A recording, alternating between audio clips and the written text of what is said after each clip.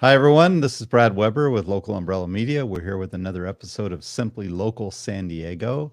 And I have a really interesting guest today, Miss Polly Betzner Walshin. I know it's hard to Correct. say. It is hard for me anyway. Well, It's hard for everybody. thanks for being here. Thank you so much for inviting me. Most of our shows are kind of light. We'd like to feature local people. We just had some artists on that are going to have a show at an art gallery and things like this. But I have a Cool. feeling this is going to be a much more interesting and maybe longer episode than we're used to, just because this is such an incredibly interesting story. Oh, thank Yeah, so you. thanks for being here. Thank you so much. We were introduced by a mutual acquaintance a few weeks back, and Amy said you got to reach out to this Polly. It's an incredible story. She's an incredible person, and we've only talked a few times, mostly on the phone and emails, a couple. Yeah. But this is the first time I met you in person. But now I know a little bit more about the story. And boy, Amy, were you ever right? So, and I can't wait to meet her. She sounds like the sweetest person she ever. is, yeah. She is. She really is. So good people know good people. Anyway, the name of the book, you can kind of see it right behind me, is Daddy Issues. And Daddy Issues is about your daddy. Yeah. And it's quite a story. Two daddies. Two daddies. Heavenly Father daddy and earthly daddy. Got it. So I'm going to let you tell more about it. I'm just kind of prepping it. But there's a book that was recently published. And when was it actually released? January 1st. January 1st of this year. Okay, called Daddy Issues, and we'll show you how to get a hold of it, how to order the book.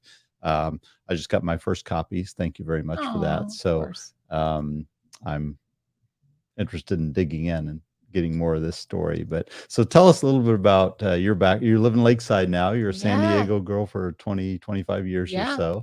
And my kids were born here, and they grew up in OB in Point Loma. And my mom is like a stable anchor in Point Loma. She's been head of like I think it's called the P3 Association for years. And she helped do Liberty Station and get it all started. And so she is anchored here for good. And we'll have to have her on sometime. She's a pretty cool lady. Interesting lady too. Yeah. So, anyway. So, and the book was written during quarantine.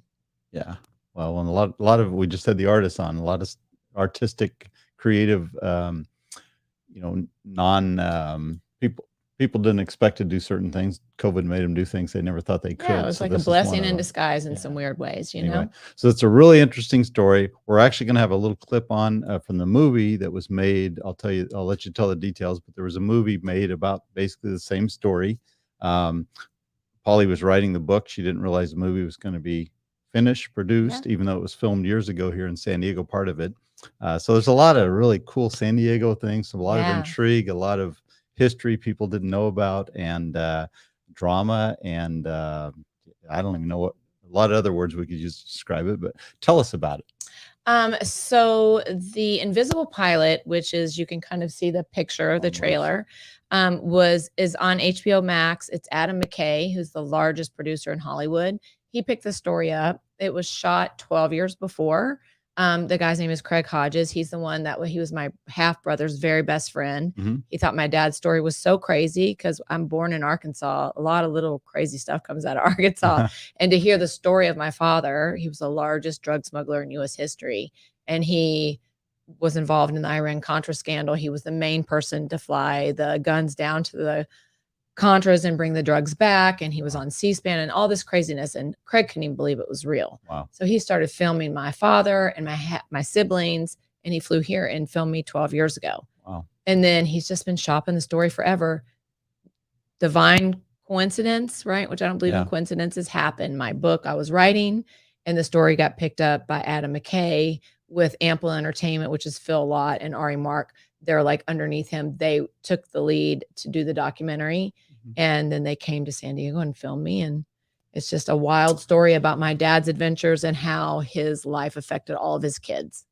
Wow. And Adam McKay is no small timer. No, he's not. Don't Look Up is the one I remember recently, but he's done a lot of pretty big time projects. So this is no small movie. It's going to be a big deal. Well, it hasn't been a huge deal yet. So we'll see what happens. Well, it should be.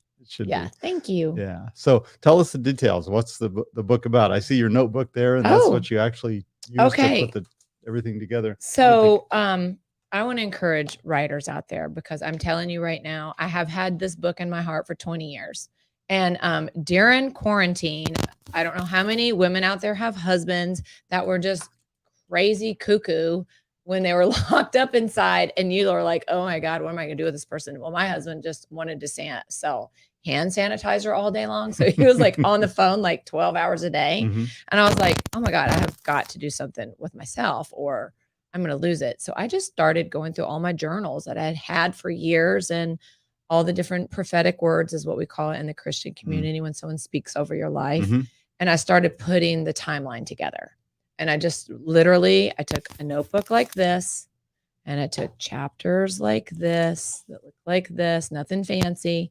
And I just started writing down bullet points. I literally took my phone. I did talk to text on my chapters. And before I knew it, I was done with the first chapter and I had the entire book written in 8 months. Wow. So you just got it done. Yeah, I just got it done. And it wasn't really that hard, but because it was inside me. Yeah.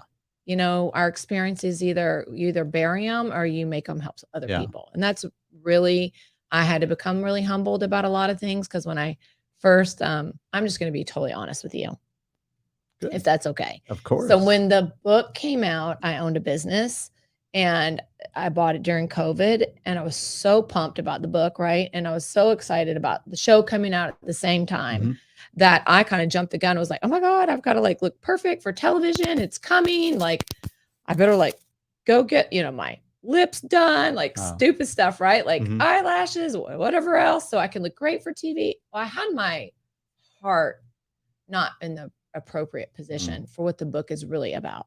The book is really about people being healed of their own daddy issues on earth.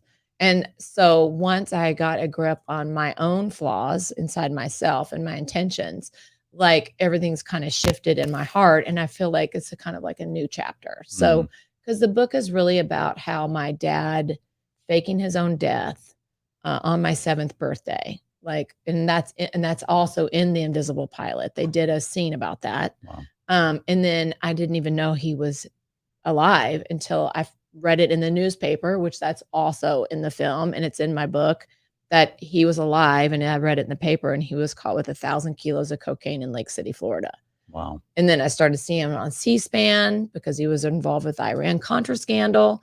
So the book is really about my crazy journey throughout my whole life of really not feeling my own dad's love. Right. And deciding that defined me as a human being and as a woman, and always trying to prove that I was enough and never feeling like I was. Right. And just how that just kind of tore me apart in a lot of ways. Got it. Until I figured out, like, I do have a heavenly father that loves me. And whether my dad loved me or didn't love me, it doesn't have to define me as a person. Right. So like the book is really like my adventures, my own adventures of being wild throughout my whole life and kind of all the risk I took and like how I really was just trying to, defy death really until I got like, I don't need to really do that. I can live my life and I don't have to be on the edge all the time. So it's a book about, survival. It's really about survival, but it's about to help other people really realize that, they're so special just the way they are. Right. And so it's got a whole new purpose. It has your a whole new purpose was to make you rich and famous at first, and then not really. It wasn't just about me being rich and famous, but I think because when I was younger, I acted a lot. Right. I was like, I got like a big part on Acapulco Heat, which was going to be for Baywatch. I acted. I went to Lee Strasberg in New York. I really wanted to do that, but I wasn't willing to do the couch auditions. To sell my soul to do any of those. So I kind of gave up on all that stuff. And then when this came back up, I was like, oh, maybe now it's time. But that's not what it's maybe you're about. right the first time to get out of that. It's about like, I just want people to help people. That's the whole purpose. If it doesn't help but one person, it was worth it. Got it. So people, we have a lot of people my age-ish. But we have younger people too. And they probably a lot of people don't even know what the Iran-Contra event was, because it was 1980-ish. When was it? Like when it really started in 84, but like when it really got crazy, like when it all really hit the fan, when people figured it out, was 86 when my dad got arrested and went in front of C-SPAN and told the whole story. So is it worth going into kind of the real basics about what that whole thing was about, just to So and look it up, Iran-Contra scandal. Okay, so if you are like my kids and your millennials, you're like, what is that? That sounds stupid, because I'm sure that's what they're going to say. So the Iran-Contra scandal in the 80s, gosh, it goes really deep. It goes into Iran. There was a bunch of stuff with Iran. So just the basics are that we flew guns down to the Contras Mm-hmm. so that they could fight a battle. So because we felt like they were going to push communism closer to America. Right. So we weaponized them. Mm-hmm. And it was a secret mission. The CIA never admitted to it. The FBI never admitted to it. Ronald Reagan definitely knew about it. Mm-hmm.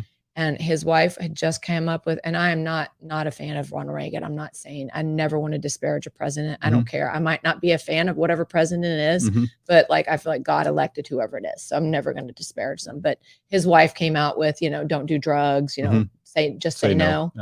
And there was a side deal that when my dad would fly guns down to John Hill Ranch in Costa Rica, there was a man down there that he would then distribute the guns. I mean, they have proof of all the guns that went, the codes that he would get to fly in, and then he was allowed to bring back whatever he wanted. He brought back tons of cocaine, to like sell and make money on. So the government or whoever was behind this just gave him free reign, and he decided to go. Geez, I gotta have an empty plane. I'm gonna fill it with drugs. Yeah, because that was up to him. Okay. Yeah, because he had already worked for Pablo Escobar. Okay. So in the Invisible Pilot, you'll see that he was a fugitive. So when he killed himself on my birthday, he went to Hawaii, was hippie, sent for my half brother and half sister and my stepmom. I thought he was dead, which was really a blessing and protected me. And what year was this, if you don't mind me? It was in 76. Okay. 76 or 77. So they all kind of like were fugitives with him, and he was a great pilot. He's a crop duster. I mean, I'm talking like that. My dad used to fly when I was 4 years old, like loops in a crop duster plane. Right. He was the guy that fly on under the bridges. Crazy, like crazy stuff. And he was an excellent pilot. When he went to Alaska with the kids and he was a fugitive, I mean, he wasn't a fugitive yet. They kind of like, they started seeing how he could do it. So he went to Florida, and he was fixing somebody's plane. Some guy's like, hey, dude, like somebody's hiring to fly. Well, he ended up being Pablo Escobar's main guy that set up all his flight routes, because dad knew how to fly under radar. Wow. And so he arranged all the flight paths throughout all of America for Pablo Escobar to have his distribution of cocaine in America. Unbelievable. So when he was about to get popped and go to jail, the CIA approached him with cash and said, I know where your daughter is. And so in the film, and it's also in my book, and this is wild.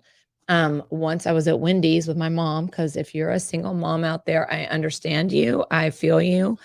I was a single mom. My best friend was a single mom. My mom was a single mom. And sometimes you take your kids to fast food.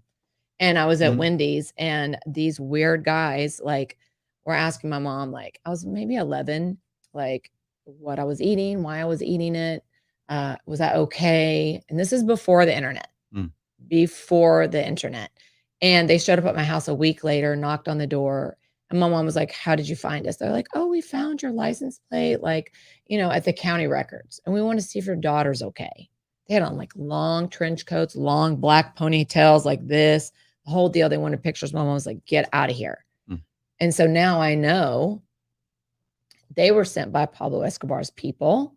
And there were also people that were sent by the CIA. So when the CIA approached my dad, they had a picture of myself, my brother, Travis, and my sister, Sarah Lee. They're half siblings, and said, we know everything about them. We know where they live. We know where they are.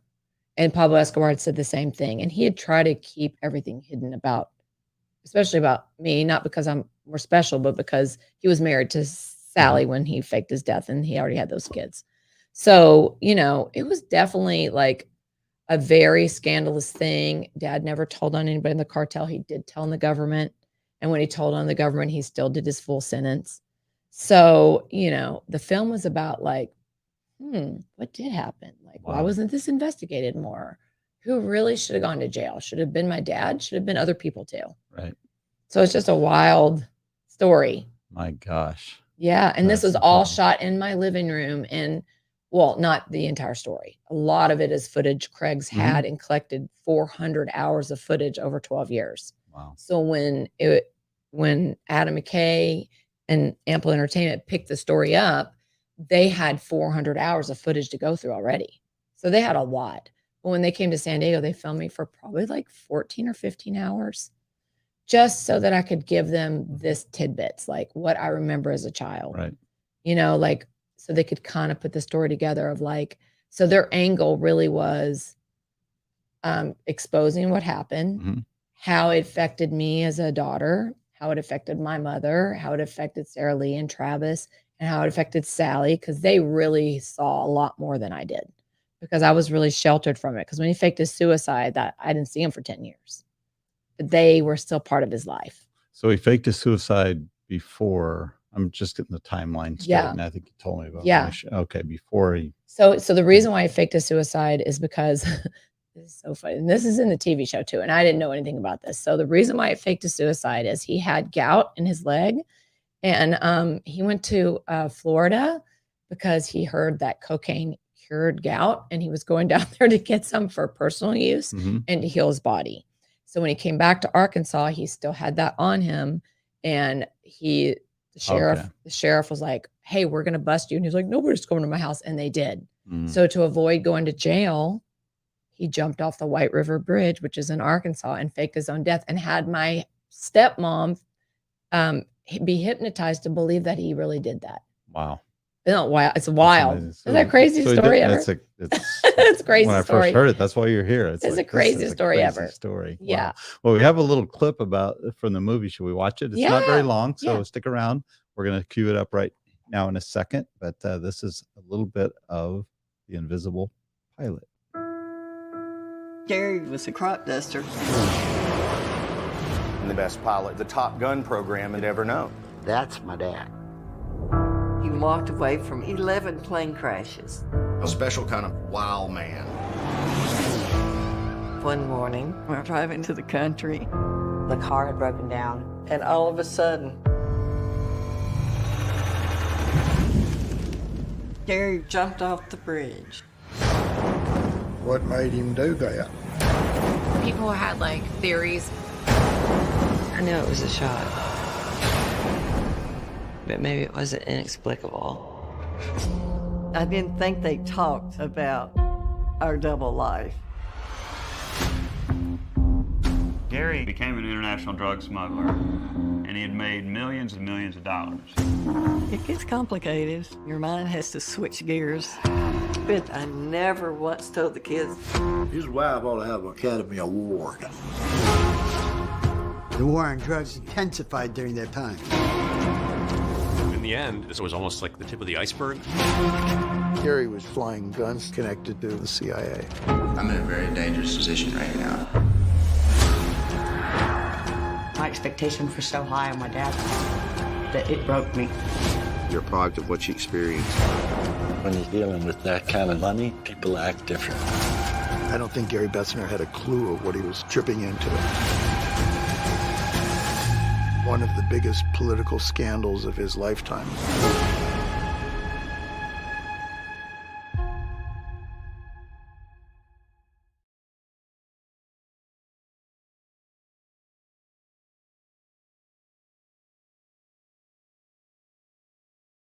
Movie. Yeah, I'll tell you why it gave me parts. goosebumps, and read the book. So Oh, yeah, thank no, you. that's just, I mean, having you tell it was Yeah. very descriptive, but that's very well put together. That's Is that wild? that's very wild. And it's a San Diego. I mean, I was here when I did it. I wrote the book, sitting in a little condo in Point Loma, right by the Kellogg Beach, and then they filmed my whole entire part of all 3 series right in San Diego, right in my condo in Point Loma, kind of during COVID. So Wow. not wild. That's amazing. Well, once again, how do you see the movie?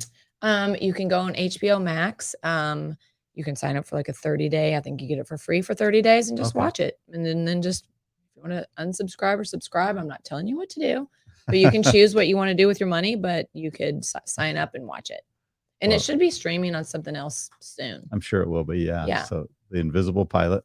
And in the meantime, right away, you can get Daddy Issues. And you want to know about the front of the book? Yeah. So absolutely. it is like, I just want to make it clear, it is a Christian based book. Like I'm not like hitting her over the head with the Bible and Jesus, but it is like about my faith journey. That's a big part of it. But anybody in the world can read it and be cool with it. I've had Buddhist, Hindu, Muslim, atheists. They've all read the book and they all got something different out of it. But the front of the book is my goddaughter. So if you notice, that is a stomach. And she literally, like during COVID, all the kids would come to my house because they were bored.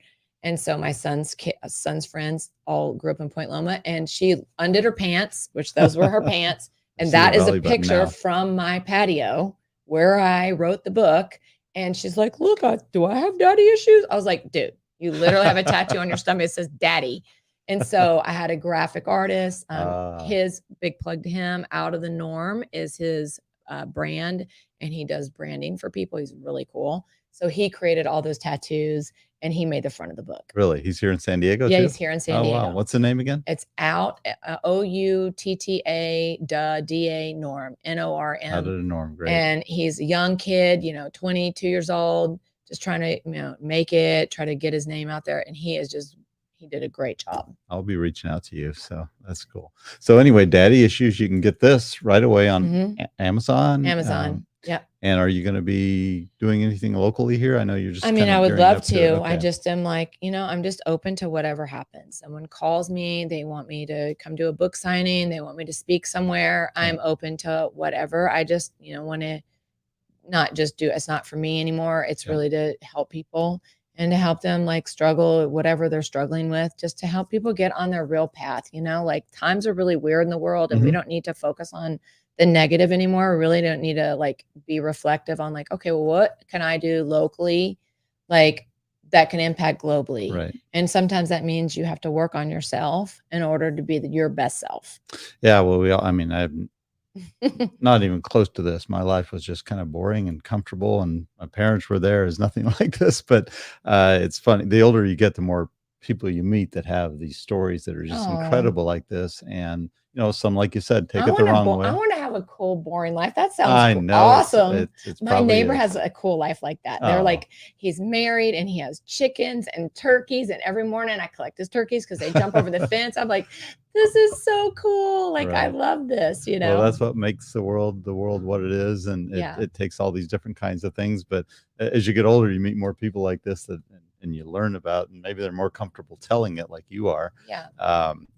What people went through in their childhood. It's just incredible what you went through and how you came through it, and how you've absorbed it and, used it for the right purpose versus being just bitter and selfish and those types of negative attributes. I definitely did this a lot on my head. What I mean? I like fall down, take 10 steps back and 2 steps forward. Well, you almost couldn't. but I know better now. Doing that. Yeah. But but you're doing it for the right reason. So you're going to be helping people. Thanks. If you just want a good read, I can't believe that this isn't a wonderful read. If you want to, if you have issues, maybe in your life about those types of things, which are very common, there's a website go to. Yeah.